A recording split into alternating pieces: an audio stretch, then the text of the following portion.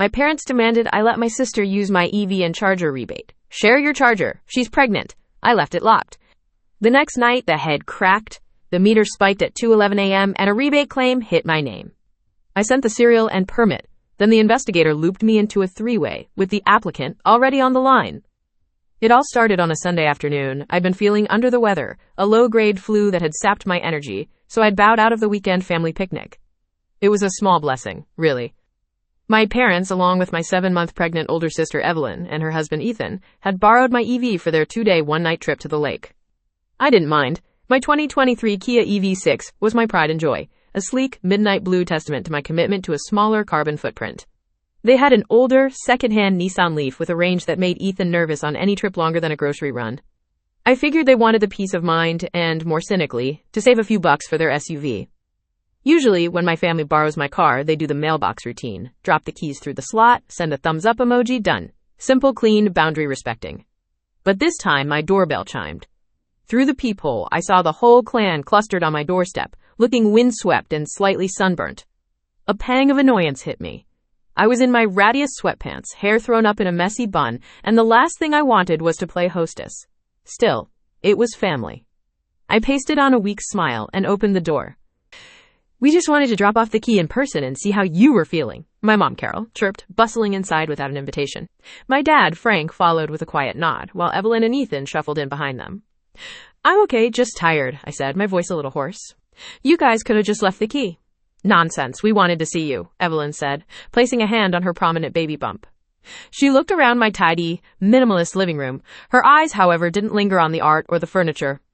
They were fixed on the window that looked out onto my driveway. To the brand new, professionally installed Level 2 EV charger mounted on the side of my house. Ah, so that's what this was about. I had just gotten it installed the week before. It was a sleek, black Wallbox Pulsar Plus, a significant upgrade from the slow trickle charge of a standard 120 volts outlet.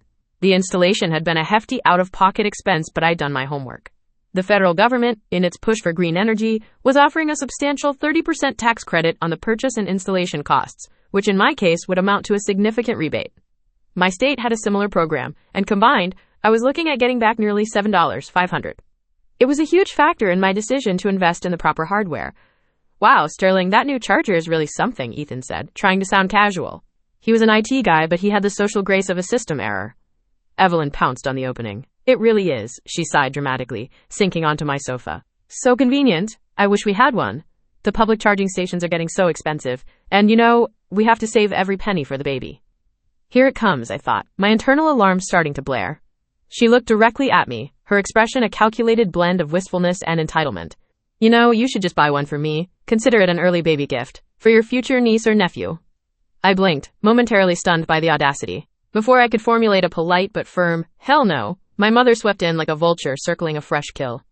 "That's a wonderful idea, Evie," Carol cooed, turning her gaze on me. It was her, disappointed but loving mother look, a weapon she'd honed to perfection over 30 years. "Sterling, you should help your sister. She's pregnant, for heaven's sake. You should let Evelyn use your charger whenever she wants. And that rebate you're getting? That $7,500? You should split it with her. She needs the money more than you do right now." My jaw nearly hit the floor. This wasn't a suggestion, it was a demand, presented as the only moral and decent option. My father, ever the silent enforcer, nodded his slow, deliberate approval. "Your mother's right, Sterling. It's a good idea. Families share. Half of that rebate would help Evelyn cover a lot of expenses for the new baby." The four of them were looking at me, the united front of expectation. It was a scene straight out of my childhood. Sterling, the responsible one, who gets good grades and buys her own car, being asked to sacrifice for Evelyn, the golden child, whose needs always came first. I took a deep breath, forcing the tremor of anger out of my voice. I'm a software engineer. I deal in logic, in systems, in rules. Their request wasn't just entitled, it was fundamentally flawed. "No," I said, my voice calm and even. "That's not going to happen." The sudden chill in the room was palpable. "This charger and its installation were paid for entirely by me," I continued, meeting each of their gazes. "As for the rebate, it's a tax credit tied to my name, my social security number, and the specific serial number of this device, which is registered to this address. It's not a cash prize that can be split. Sharing it would be tax fraud. It's illegal." The word illegal hung in the air, ugly and accusatory. My mother's face hardened. The loving facade crumbled, revealing the steel beneath. "Don't you use that tone with me, and don't you try to hide behind made-up rules. The truth is, you just don't want to share. You're being selfish.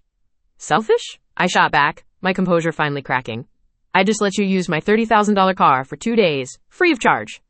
That's different, my dad boomed, finding his voice. This is about family. Don't you care about your sister? About your unborn niece or nephew? Evelyn on cue began to tear up. Her lower lip trembled. I knew it. She sniffled, wiping a non-existent tear from her eye. You've never cared about me. You're always so cold. So wrapped up in your perfect little life and your spreadsheets. It was a masterclass in manipulation, and I was the sole unimpressed audience member. I had seen this play 1,000 times before. This conversation is over, I said, walking to the front door and holding it open. I'm not feeling well, and I need you all to leave. Now. My mother gasped, clutching her chest as if I'd physically struck her. After all we've done for you, you're kicking us out? Please, leave, I repeated, my voice flat. They filed out in a storm of muttered insults and wounded glares. Ethan wouldn't meet my eye. Evelyn shot me a look of pure venom. My father shook his head in disgust. My mother was the last to leave. She paused in the doorway. You'll regret this, Sterling, she hissed. Family is all you have. Then she was gone. I slammed the door, my hands shaking with a mixture of rage and adrenaline. The silence that descended was a relief, but it was heavy with the promise of more to come. I had drawn a line in the sand. I just didn't realize they were already planning to cross it with a bulldozer. The aftermath of that Sunday confrontation was a Cold War fought through text messages. My phone became a battlefield. From Mom, I am so disappointed in you. Your sister is crying. I raised you to be better than this. From Evelyn, I hope you're happy. All this stress isn't good for the baby. From Dad, your mother is very upset. You need to apologize and do the right thing. I set my phone face down and tried to let the pings fade into the background hum of my air purifier. I worked. I watered my windowsill garden. I went to yoga. I ate clean, greens, quinoa, grilled tofu. I tried not to live inside my notifications. A week went by, the text slowed to a trickle, and a fragile peace settled. I almost allowed myself to believe they had dropped it. Then, the email from my utility company arrived. It was my monthly energy usage summary, a feature I'd enabled to track my consumption, especially after getting the EV and planning for rooftop solar panels next year. I usually just glanced at it, but this time, the graph caught my eye. There was a noticeable spike in my electricity usage. It wasn't massive, but it was there. A sharp, uncharacteristic peak in the dead of night for several nights in a row. My blood ran cold. My charger was password protected through its app, but was there another way? Could they have been using it? The thought was sickening. The charger was on the side of my house, easily accessible from the driveway. They knew my work schedule. They knew I often worked late or went to the gym after office hours. Paranoia began to creep in. I couldn't prove anything, but I couldn't shake the feeling of being violated. That evening, I drove to the hardware store and bought a heavy-duty, weatherproof padlock and a length of hardened steel chain. It felt absurd, like something you'd do to lock up a junkyard dog, not a sophisticated piece of technology. But I wasn't taking any more chances.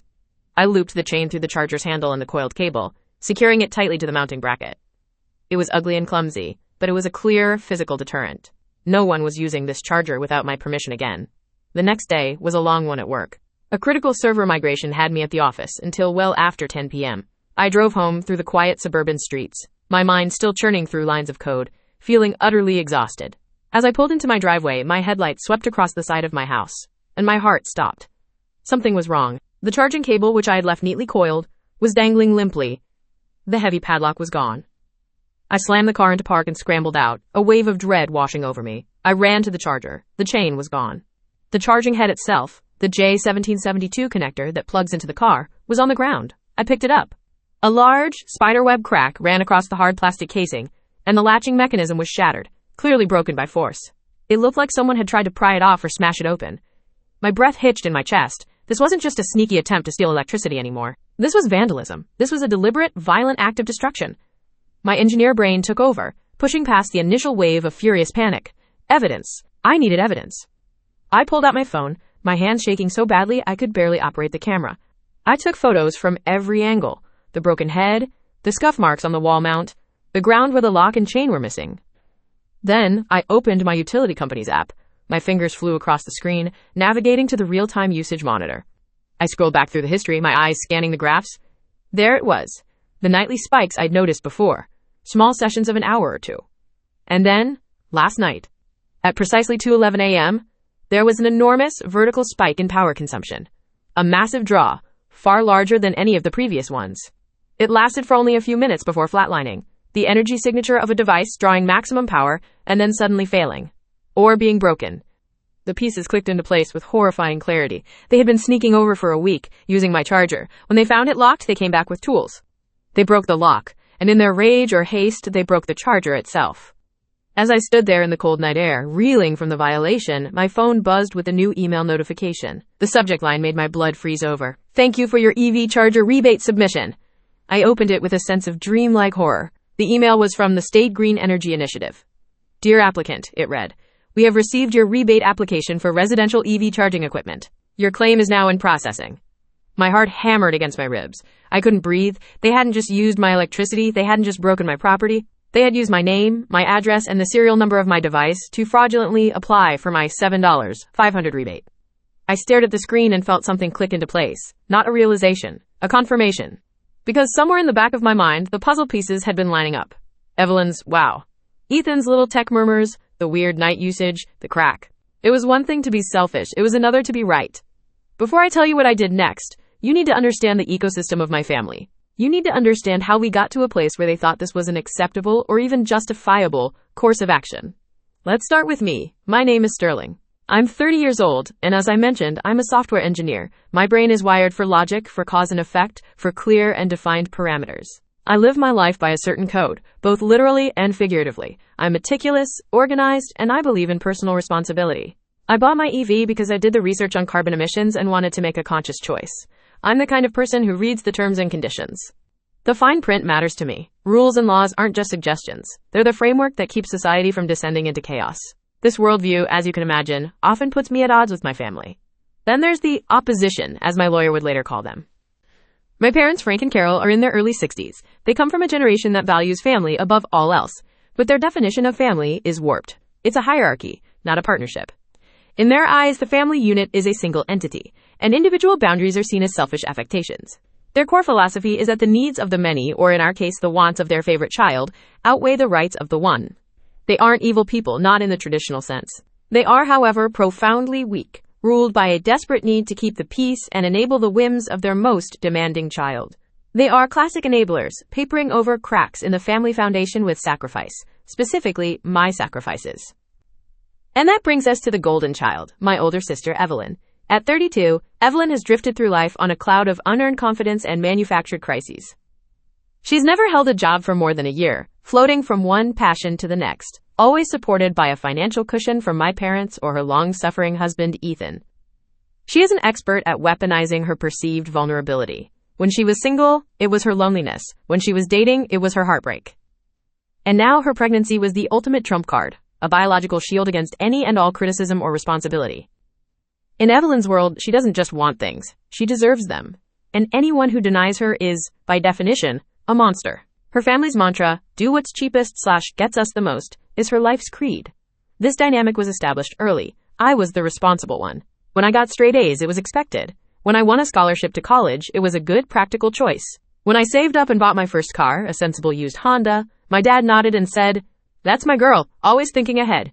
My successes were quiet, solid, and taken for granted. Evelyn's life was a series of loud, dramatic spectacles. When she wanted a horse in middle school, we lived in the suburbs. My parents spent months placating her with expensive riding lessons. When she decided she wanted to be a photographer, they bought her thousands of dollars in camera equipment that she used for 6 months before it started gathering dust. Every one of her whims was treated as a legitimate, urgent need. I was the bedrock. She was the lightning storm that demanded everyone's attention. I was taught to be understanding, to give in, to let your sister have it. My role was to be the stable, supportive platform from which Evelyn could launch her next flight of fancy. For years, I accepted it. I kept my head down, built my own life, and moved out as soon as I could, creating a physical distance that allowed for a semblance of peace. I thought I had escaped the gravitational pull of their dysfunction. But that Sunday, with their demand for my charger and my rebate, I realized I hadn't escaped at all. I had just been in a wider, more distant orbit. And now, they were trying to pull me right back into the collapsing star at the center of their universe. But the person they were dealing with now wasn't the quiet, accommodating teenager who would give up her concert ticket so her sister could go with a friend. They were about to find out they had kicked a hornet's nest. I didn't scream, I didn't call them, I got methodical. First, I documented photos of the crack, close up, wide, from the side so you could see the stress whitened across the seam. Photo of the lock, the pry scratches, like little crescent moons. Screenshots of my utility app, the spikes especially, with the timestamp at 2:11 a.m. and the weeks worth of Midnight Hills. Screenshot of my own charger app with the suspicious gaps, and then the system logs that showed a flurry of failed pairing attempts at 1:28 a.m. a few nights earlier. I pulled my original invoice with the serial number and the electrician's license, my city permit with the approval stamp, the photo I texted my mom proudly when it first lit up in a gentle blue. Then I investigated, because that's my job whether or not I get paid for it. I retraced the last in-person visit. That afternoon of the picnic, Ethan had asked for the guest Wi-Fi password. "My data's being weird," he'd said. He'd hovered near the charger, peeking behind the unit like he was admiring the mounting, not so surreptitiously reading the tiny sticker with the model and serial.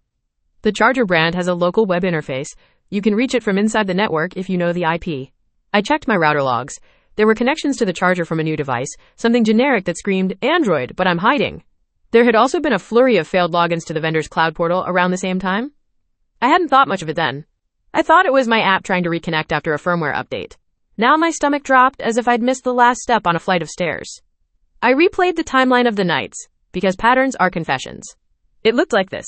Test the waters one night with a tiny 10-minute charge around 1:30 a.m. Low amperage so the relays wouldn't thunk loud. Take a photo of the charging ring glowing to include with a rebate package. Confirm the serial number and my address. The next night, come back for real.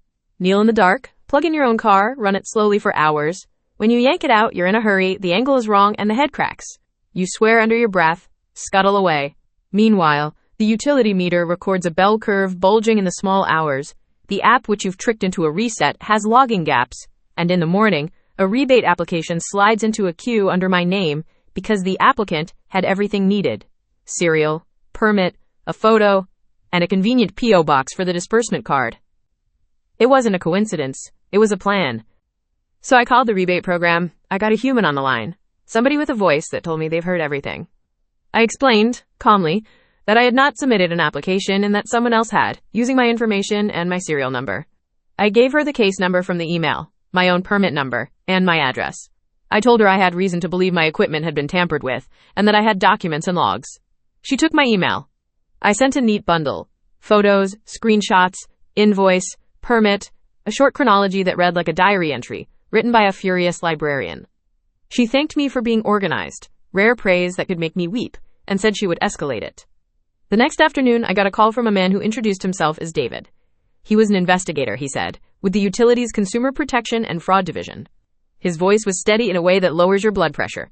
He said he'd reviewed my materials, and yes, they were persuasive. He would be contacting the applicant listed on the claim to verify details. He asked if I was comfortable if he kept me in the loop. Yes, I said. I'm more than comfortable. 2 days later, my phone rang.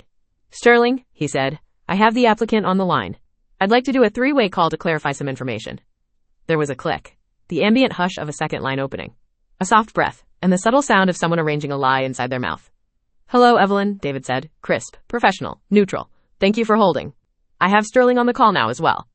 Silence. A beat. 2. Then, what? Evelyn's voice was tinny, smaller than usual, stripped of its velvet. Why is she there? We're just clarifying details, David said. You submitted a rebate application using Sterling's name and address, referencing a charger installed at her residence. There are some discrepancies we need to resolve. I could picture Evelyn's face, the way her eyebrows coiled when she was cornered. Oh, she said, forcefully casual. That was a mistake. Sterling told me to submit it for her. She's busy. She pushed the words like she was shoving them through a mail slot. No, I said. She gave me permission, Evelyn insisted, her voice rising half a step. Right, Sterling? No, I repeated, and I felt the steadiness rise like a tide inside me. I did not give you permission to apply for a rebate in my name, at my address, for my equipment. I told you the opposite. David's tone did not change, which somehow made it more terrifying. Evelyn, he said, can you tell me the serial number of the charger listed on the application? There was a paper shuffle like theater. I don't have that in front of me. Did you take the photographs submitted? He asked, pleasant as a doctor asking if you've been flossing. Ethan did. We were helping. Helping whom? Sterling, she said, and I heard the wobble, the sound of a lie losing its footing. Evelyn, David said, still that same tone. We've cross-checked session logs and utility time of use data. There were overnight spikes at Sterling's address that correlate to sessions initiated after her network experienced an unauthorized access. The charger's head is damaged. We have timestamps for that too. The application lists a P.O. box for the disbursement card pickup that is not associated with Sterling. Can you explain any of that? Her breath snagged, a long inhale, a small, fragile exhale. Then, I'm pregnant, she said. Like the word itself was a shield she could hoist between her and the facts. We're trying to save money. I understand, David said. But the program is governed by state regulations. Misrepresentation on an application is fraud. Using someone else's identity is identity theft. Tampering with their property is vandalism. Those are crimes, not misunderstandings. Evelyn made a sound like a trapped bird flapping once.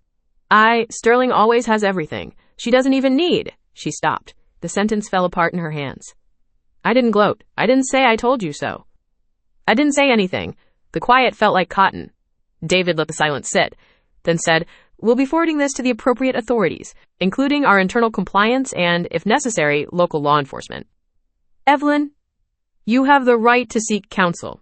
Sterling, I'll email you the case number for the fraud investigation and request your permission to share your documentation with the police should they request it. Permission granted, I said, my voice steady, as if it belonged to a woman who had always known how to hold her ground. The call ended like a curtain falling. My phone buzzed immediately, an angry swarm. My mother's ringtone, declined. My father, declined. Then Evelyn, then Ethan. My voicemail transcription lit up with paragraphs. How could you? You set her up. You are going to give your sister a heart attack. Do you even care about your niece? We are family. The words, we are family, never sound less like love than when they're deployed like a crowbar. I sat at the kitchen table, stared at the grain of the wood, and felt something unclench deep inside my chest. This was no longer a debate. It was a case file. This was not be nice territory. We had crossed into be lawful. I went to the police station with a neat folder, because of course I did. I told the officer at the desk that I needed to make a report about property damage and identity theft. I gave them David's card and the case number. I handed over photographs and logs. I answered questions. I did not cry. The officer took notes and asked, Do you feel safe? I said yes, mostly, and then went home and ordered 2 new cameras and a different deadbolt just in case. I called a lawyer next. Not a cousin's friend. A real lawyer. She listened, asked me to email what I had already prepped, and said, We're going to establish no contact, like she was issuing me a hall pass from a class 1 hated. She sent a letter. I blocked numbers and changed passwords and reset the charger completely so even the local interface required multi-factor through a hardware token. I made tea. I watched the kettle steam. I slept with the hall light on like a child after a scary movie, which is what I was, in a way. A child who had finally seen the monster and realized it had my last name. If this had been a Reddit post, this is where I would have signed off, right? There are 2 investigations now, one for rebate fraud, one for property damage. My family is trying to call me. I've handed it to my lawyer and the police. I'm not going to be their doormat anymore. We'll update. And then the internet would chew on it, and strangers would tell me to drink water. So, I drank water, I waited, I didn't engage. The quiet was both a balm and a weapon, and I wielded it. Weeks ticked by in grown-up increments, work deadlines, grocery runs, compost schedules, yoga classes where we were supposed to breathe into our hips, and I, for once, actually tried. Once, a patrol car rolled slowly down my street, and the officer inside gave me a nod. Not a promise, but not nothing. Then one afternoon, David's email chimed again. Just an update, he wrote with that understated precision of his. We've provided your documentation to law enforcement. We also received a statement from your neighbor across the street. Their floodlight camera captured a vehicle matching your sister's arriving on the night in question. The timestamp matches your usage spike at 2:11 a.m. The footage is being forwarded to the detective assigned. I stood at the kitchen window and looked out at the neighbor's house, a square of afternoon sun on their lawn. A bicycle leaned against their porch. I often forget that communities are more than families. Sometimes, they're kinder. The tone of my family's messages shifted too. You can chart a person's resolve by their punctuation. The exclamation points in my mother's texts gave way to ellipses. My father stopped leaving messages that started with my full name and ended with, call me now, and started sending, we should talk, with a period that felt like a sigh. My aunt called to tell me I was misunderstanding the situation, and then to tell me I'd regret it when the baby is born. I did not pick up. No contact is only as strong as your resolve. Months passed in that long, heavy way months do when something hangs over them. And then, as if the universe flipped a page, there were outcomes. Evelyn was charged. Not for everything under the sun, because no one's life is a courtroom TV drama. But for fraud, specifically misrepresentation on a state-administered rebate application, and for property damage. The prosecutor, I'm told, could have pushed harder. My lawyer explained things to me in phrases like evidentiary thresholds and prosecutorial discretion. There was talk of leniency because of the pregnancy. I didn't argue. I wasn't after a spectacle. I wanted a record. I wanted a line drawn between what was okay and what was not, in ink that didn't fade. Evelyn took a plea. She got probation, a fine that made my parents' faces go slack. Restitution. full replacement and reinstallation of my charger, and an upgraded sub-panel that my electrician recommended as safer anyway. The court issued a no-contact order that was not, as my mother complained to a cousin, forever. But it was long enough that I could breathe for the first time in a decade, without waiting for my phone to scold me. My parents did their own version of a collapse, first angry, then quiet, then penitent to anyone who would listen except me. I heard, through a cousin who is constitutionally unable not to gossip, that Evelyn had sold a bunch of furniture. Ethan picked up shifts. They moved to a smaller rental. The golden child tarnished a little, and it turned out she still reflected light. She did not shatter. The world did not end. My parents' refrain, "We have to give her what she wants so she doesn't break," finally met reality, and reality held.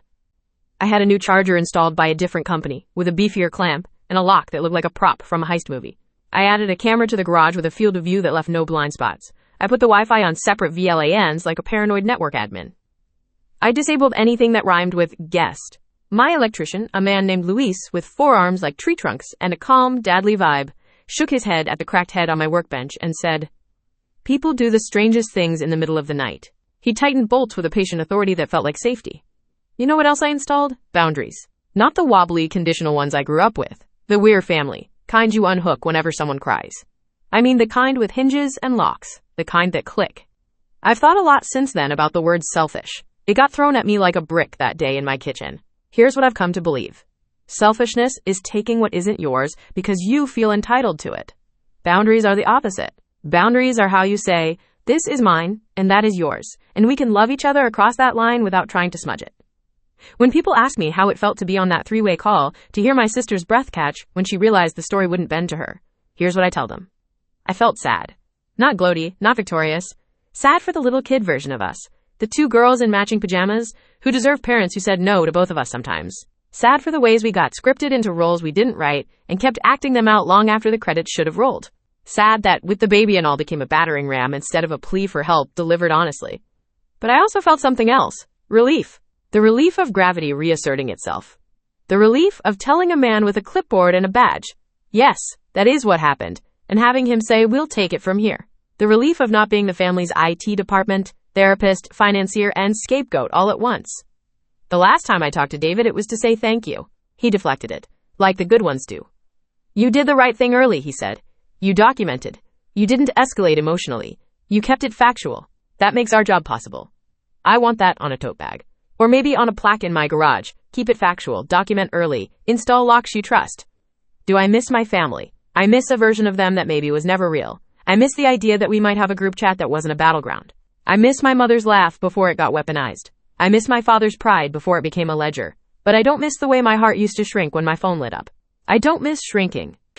A few weeks ago, I was pulling into my driveway at dusk. The sky bruised and gorgeous. That perfect purplish hour when you can smell the neighbor's basil. My charger blinked awake as I parked, and there was something ceremonial in the way the cable slid into the port. The click a neat little punctuation mark. The app chimed. Session started. In the graph view, a peaceful curve rose and fell exactly when it should, and later, when I checked my solar dashboard, the sunlight from my roof had done its job, and the utility meter had nothing to say about 2:11 a.m. except a nice, flat line. I stood there longer than necessary, just watching. The new camera caught me smiling like a dope at a piece of plastic. That's fine. Let it record me happy. Sometimes I still get the itch to narrate it like a Reddit post, to type out, "Update, things escalated," just to see the words. To tell strangers that the system, flawed and slow, can work. That sometimes you backspace over a lifetime of be nice and let the truth sit in its chair at the table. Here then is my final update, no bullet points, no TL. Doctor, I didn't share my charger. I didn't split a rebate. I locked what was mine. They broke my charger. They broke a rule. And then we let the grown-ups in. Investigators, officers, judges, and the grown-ups did their jobs. It cost them. It cost me, too. I grieved a version of my family I'd been carrying, like a fragile heirloom I was too afraid to set down. But when I finally set it down, I had 2 free hands to build something else. I built a safer house. I built a calmer life. I built a boundary and stood on my side of it and discovered it was not a wall. It was a fence with a gate that could open and close on my terms. I built a future where my niece will grow up knowing that needing help isn't a license to lie, and that being pregnant is not a privilege that lets you pickpocket your sister's identity in the middle of the night. And when I plug in my car now, I think of David and Luis and the neighbor's floodlight. I think of the hum of the grid and the patient discipline of sunlight stored and spent. I think of how a meter spike at 2:11 a.m. became a sentence in a story that ends here, with my garage soft and bright, my charger whole, my phone quiet, and my heart loud and steady in my chest. The charger, the lie, the three-way call. Click, session started. And me, finally, at peace.